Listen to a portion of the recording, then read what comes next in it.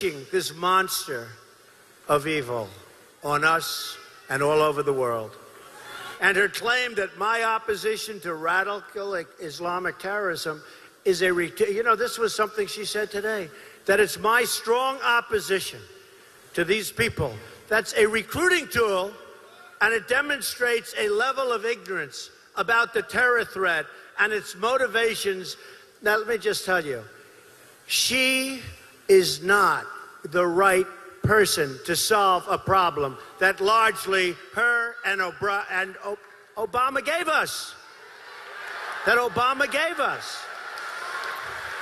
It disqualifies her from being a credible presidential candidate, in my opinion.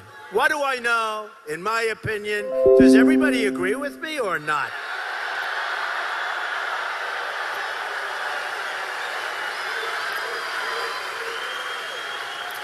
That's all we need is 4 more years of Obama, except worse.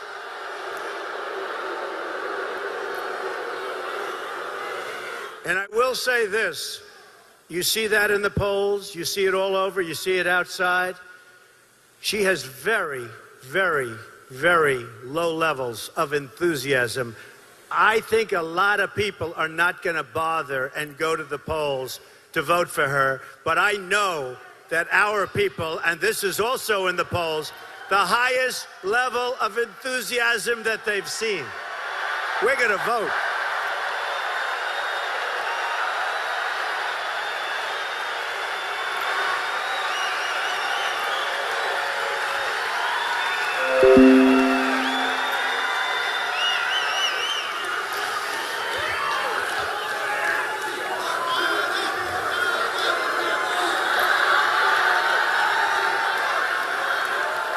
Obama and Clinton have been silent about Islamic terrorism for many years. That's not lessened the recruiting, but it's increased it. That's what's really happened. It's increased. It's weakness invites aggression. We're weak. Weakness invites aggression. And silence in the face of a brutal enemy, and they have become brutal because we've allowed them to become brutal. It allows it to spread, and that's what's happening all over the world. Now, has anyone ever heard the snake that I read every once in a while? I can do it if you'd like. Should I do it or not? Should I? Because to me, this was written by Al Wilson in the 1990s, and I heard it, and I said, boy, that's exactly what's going on here. The snake, because people are coming across our border, people are coming in and brought into our country. We are going to make potentially the Trojan horse look like something that's very unimportant by comparison. And we don't want to be the ones that in 200 years from now they're reading about allowing something else into our country with a different name than the Trojan horse, but had the same impact. So this is called the snake, and this has to do with people coming into our country, and I think you'll enjoy it. Let's see. And more important than enjoy, I think it'll make a point. On her way to work one morning, down the path along the lake, a tender-hearted woman saw a poor, half-frozen snake. His pretty colored skin had been all frosted with the dew. Oh, well, she cried, I'll take you in, like we're doing, and I'll take care of you. Take me in, oh tender woman, take me in, for heaven's sake. Take me in, oh tender woman, sighed the broken snake. She wrapped him up all cozy in a curvature of silk, and then laid him by the fireside with some honey and some milk. Now she hurried home from work that night. As soon as she arrived, she found that pretty snake she'd taken in had been revived. Take me in, oh tender woman. Take me in, for heaven's sake. Take me in, oh tender woman, sighed the broken snake. Now she clutched him to her bosom. "You're so beautiful," she cried. "But if I hadn't brought you in by now, you certainly might have died." Now she stroked his pretty skin, and then she kissed and held him tight. But instead of saying thank you, that snake gave her a vicious bite. "Take me in, O tender woman, take me in, for heaven's sake. Take me in, O tender woman," sighed the vicious snake. "I saved you," cried the woman, "and you've bit me. Heavens, why? You know your bite is poisonous, and now I'm going to die." "Oh, shut up, silly woman," said the reptile with a grin. "You knew damn well I was a snake before you took me in."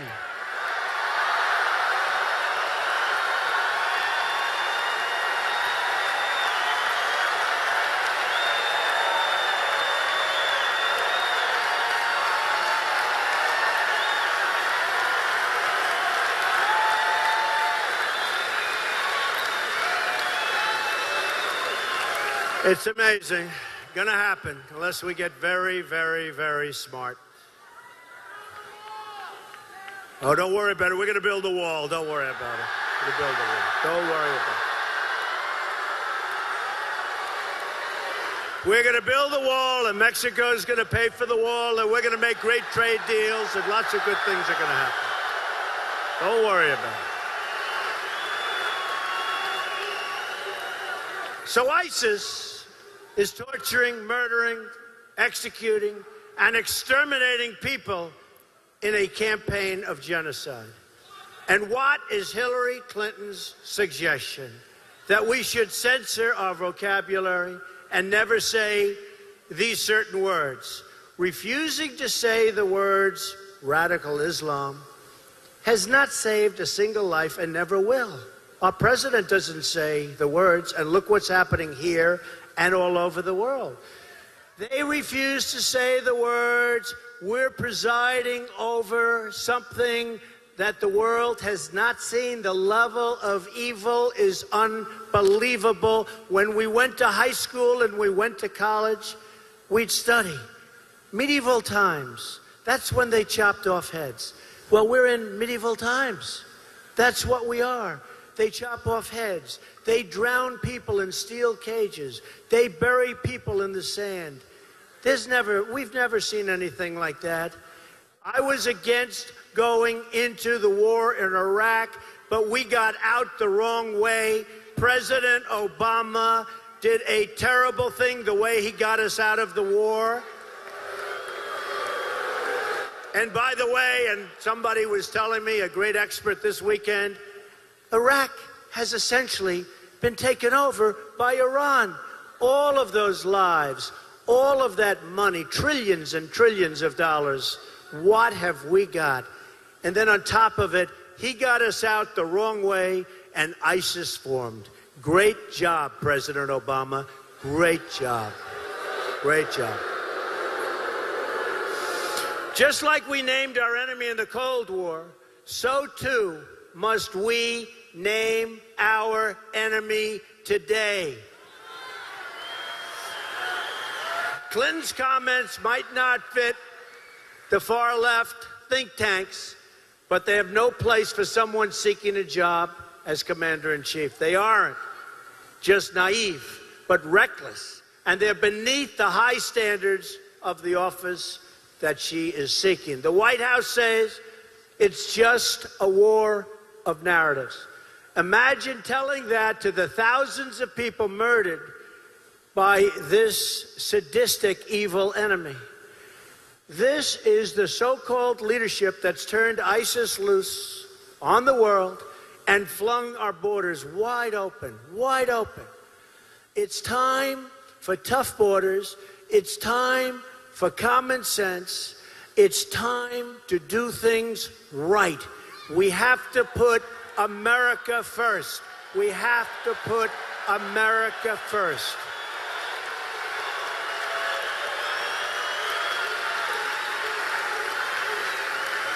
Obama and Clinton have toppled regimes, displaced millions of people, then opened the door to ISIS to enter our country. This is a not too smart policy. This will go down, when people look at this in the years ahead, as among the worst foreign policy decisions ever made by any country at any time. We have opened the world to ISIS, and now we have to close those doors.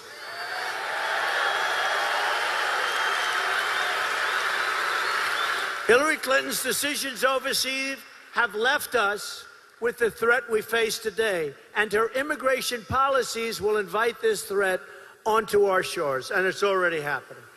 We must stop the massive inflow of refugees, which Hillary Clinton is trying to dramatically increase. Far more than we're taking in now. She wants it dramatically increased. You almost say, is this possible? You almost say, can this even be happening, especially in light of what's going on all over the world? We should temporarily suspend immigration entirely from regions where safe and adequate screening cannot occur.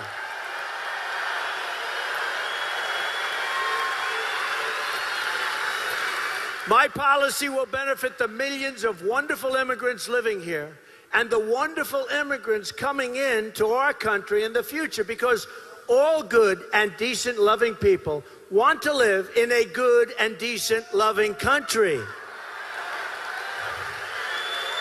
Let me emphasize this point.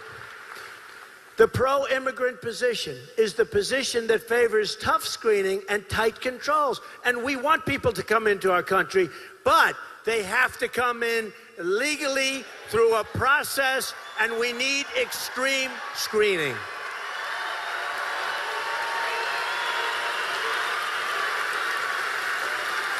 All immigrants benefit when we keep out those who do not truly wish to join our society. Immigrants benefit economically in terms of less job competition, and they benefit in terms of safety when we control future admissions into our nation. We want to take care and protect all of our people, including our great law-abiding, American-loving immigrants. No one has a right to immigrate to this country. It is the job of a responsible government to admit only those who expect to succeed and flourish here and really be proud of what they've done and where they came from. And they have to love our country. They have to love us.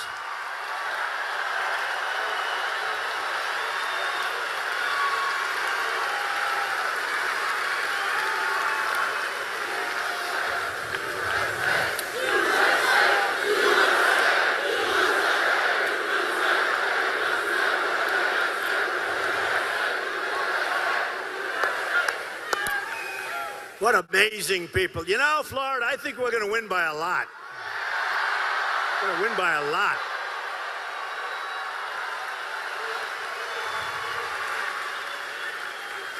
I can say this. When Hillary comes in, she has very small crowds. That I can tell you. And I hope the press is covering the size of this arena and the crowd here and the thousands that are outside. Which they're not. Which they're not. Pew polling shows that in many of the countries from which we draw large numbers of immigrants, extreme views about religion, such as the death penalty for those who leave the faith, are commonplace. For instance, according to Pew, a majority of Afghanistan and Iraq, the people in Afghanistan and Iraq say honor killings of women are often justified.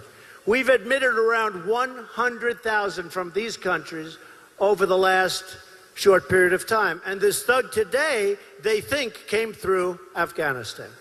What kind of screening procedures were performed? These were difficult subjects, but they must be discussed by all responsible leaders. We have an obligation to discuss them and to come up with the right solution. This is the kind of thing we need to have an honest conversation about. When devising screening methods, they have to be good screening methods. They have to be methods that work. And unless we have those methods, sorry, folks, you can't come into the country. Sorry. Just look at the San Bernardino horrible shooting and the female shooter who came on a fiancé visa from Saudi Arabia. Defeating this threat will also require the best intelligence gathering in the world. By the way, the detainees being released from Gitmo are returning to the battlefield. You're hearing about that, right?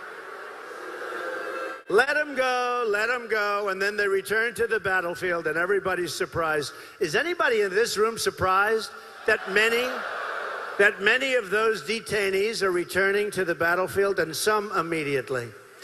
We also need the best protection of classified information. That is the worst situation. Hillary's private email scandal, which put our classified information in the reach of our enemies, disqualifies her from the presidency. Totally.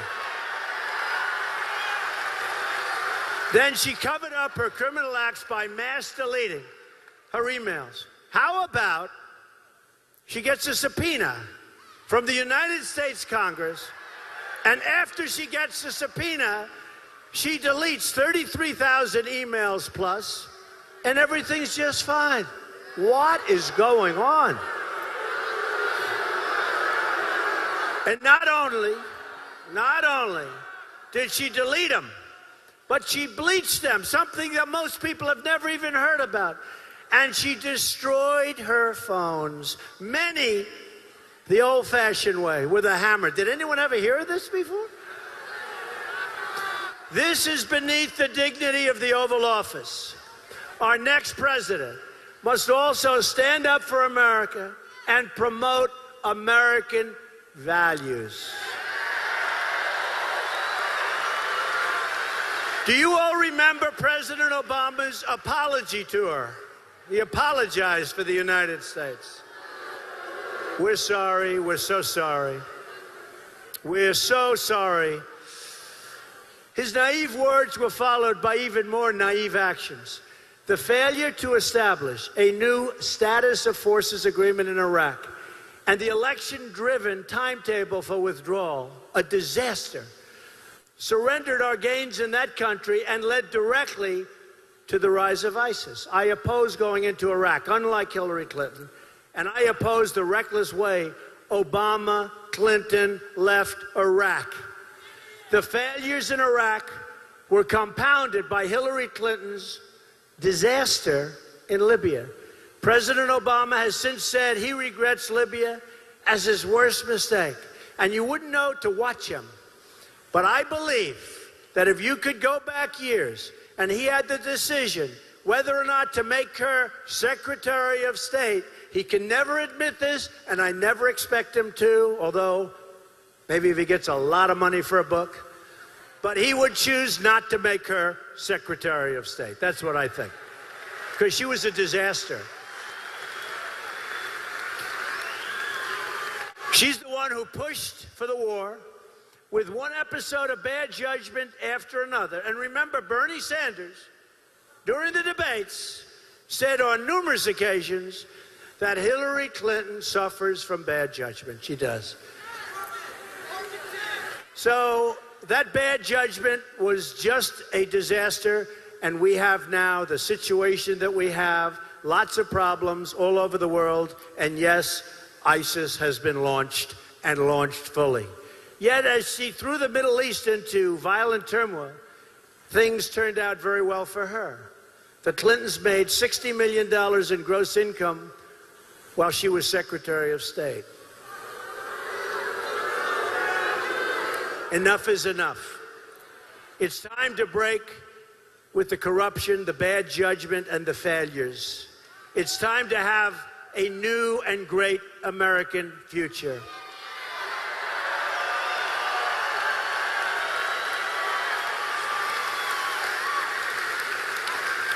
We're going to change our immigration system to reflect American values. Remember, American values. We're going to stop the reckless and costly policy of regime change overseas and instead focus on working in partnership with our allies on a military campaign to utterly destroy ISIS. We have no choice. This effort will require military warfare, but also financial warfare, cyber warfare, and even ideological warfare. We have to beat them at their own game. They're playing the game much better than we are. And youth is going for their version, not our version. Our goal is not to build democracies. Our goal is to defeat. We want to defeat our enemies. And then we want to get back to rebuilding our country. Our country's a mess. Our infrastructure's a disaster. We owe, right now, almost $20 trillion. And our country's in trouble. Enough endless war. It's time to have a real plan for victory. But to win this struggle, we need to be strong at home. My economic plan can be summed up in 3 very simple words: jobs, jobs, jobs.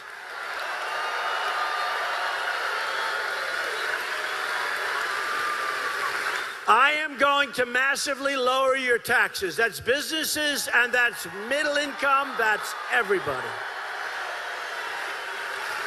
I'm going to get rid of the vast amounts of unnecessary regulations on your businesses and in your life. It's horrible.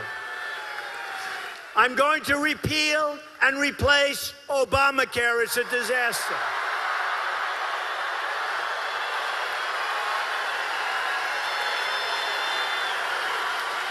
I'm going to unleash American energy. Unleash American energy. And wait till you see what happens. We'll start paying down our debt. So many things can happen, and even your electric bill will be a lot less, I hope.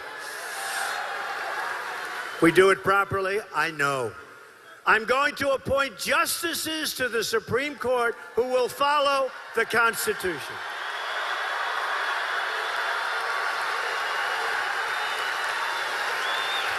I'm going to rebuild our depleted military and take care of our veterans.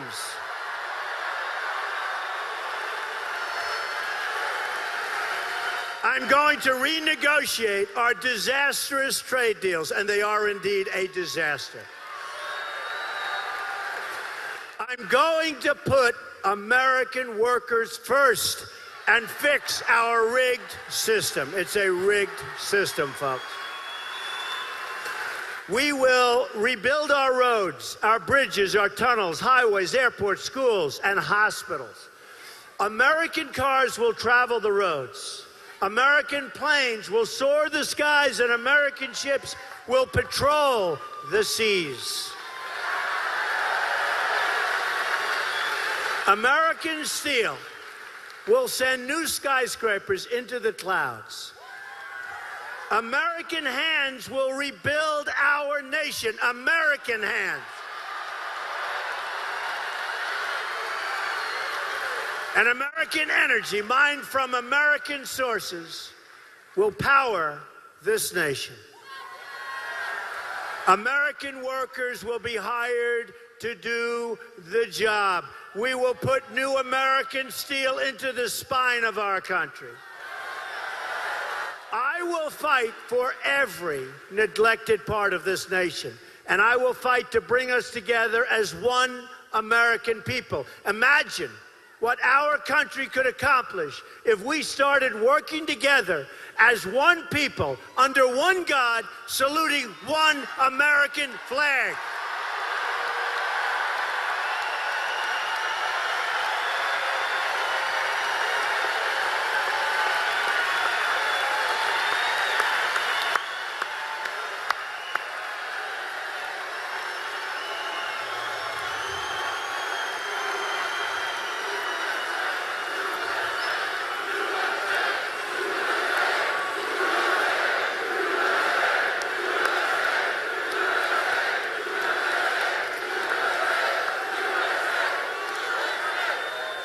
It's time to break with the bitter failures of the past and to embrace a new, inclusive, and prosperous American future.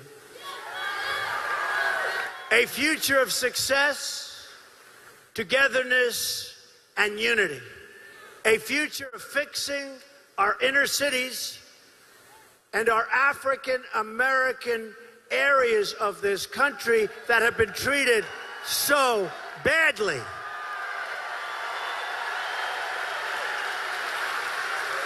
Our inner cities are a horror. No jobs, no safety, education is the worst. We're going to fix it. We're going to fix it. You've been hearing that for years and years by the Democrats who have run the inner cities for, in some cases, more than 100 years straight. We're going to fix our inner cities, and I'm going to get tremendous votes from the African-American community. And we're going to get tremendous votes from the Hispanic community. We're going to bring jobs back to our country. We're going to bring jobs back to our country.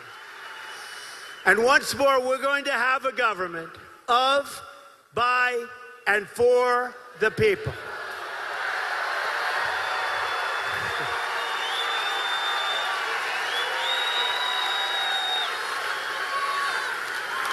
We will make America, and some people don't like this because it doesn't sound right, wealthy again.